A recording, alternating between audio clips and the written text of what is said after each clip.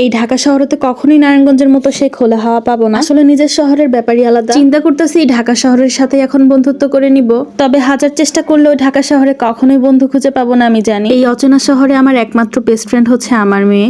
তবে একটুখানি পাকনা বুড়ি হলেও সে ভালো কোম্পানি দিতে পারে। যে মেয়েদের বাপের বাড়ি থেকে শ্বশুর বাড়ির দূরত্বটা অনেক বেশি, তারা না মন চাইলেই সেখানে যেতে পারে না। না যেতে যেতে একদিন কিন্তু অভ্যাসটা ছুটে যায়। বিশেষ করে যখন দেখবেন বাচ্চাদের লেখাপড়া শুরু হয়ে গিয়েছে বা একসাথে 2-3টা বাচ্চা হয়ে গেছে, তখন আপনার আর মনেই চাইবে না যে এই বাচ্চা কাচ্চা নিয়ে টানাটানি করি। তবে আমার যেহেতু ঢাকা শহরে মন বসে না, এই জন্য নারায়ণগঞ্জটার প্রতি প্রচুর টান। এমন একটা জায়গা জানেন, একই সাথে গ্রাম শহর দুইটারই ফিল পাওয়া যায় আমাদের শহরে। তো যাই হোক, আসসালামু আলাইকুম, কেমন আছেন? আই হোপ আপনারা সব অনেক ভালো আছেন। Welcome to a new another blog. এবার থেকে চিন্তা করেছি প্রত্যেক ফ্রাইডেতে একটু একটু করে ঘুরতে বেরোবো।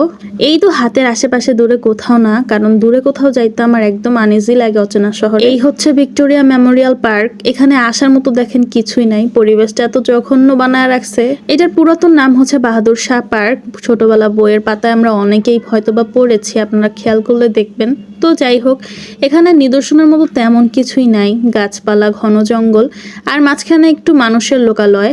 একটু বললে হবে না, এখানে এত পরিমাণের ভিড়। তবে আয়শা মনি কাঁঠাল দেখে অনেক বেশি মজা পাচ্ছিল। আমাকে অনেকেই বলে তুমি পারো বটে, এই মেয়ে ছেলে নিয়ে অনেক জায়গায় ঘুরে বেড়াও। দেখি তো, আসলে ঘুরে বেড়ানো ছাড়া কোনো উপায় নাই।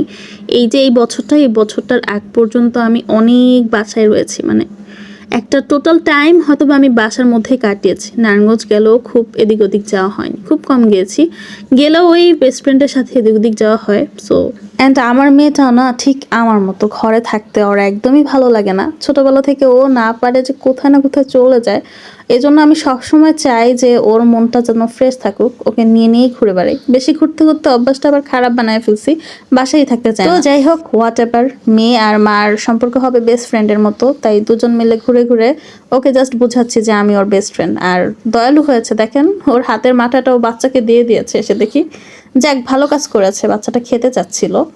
দেন হচ্ছে আমি এই যে একটু ঘুরে ঘুরে দেখাই মিনারটা। পরিবেশটা কিন্তু সুন্দর করে পরিষ্কার করে রাখলে আরো বেশি ভালো লাগতো। এখানে একদম বিশৃঙ্খল জায়গা জমি। আমাদের নারায়ণগঞ্জ হলে আমি একটা স্ট্যান্ড নিতাম, মানে এখানে স্ট্যান্ড নেওয়ার মতো ওই যে বললাম না, সাহস হয় না।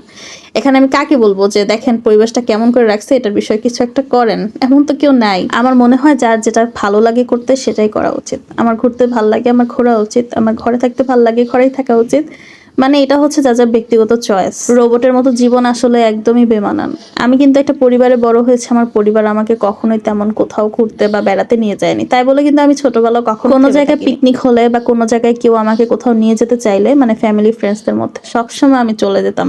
চলে গিয়ে আমি সেখানে খুব মজা করে আসতাম, ফ্যামিলি ছাড়াই। মানে আমার মা বাবাও আমাকে বাধা দিত না যে না যাও, যেখানে আমরা তোমাকে নেই না, তোমরা যাও।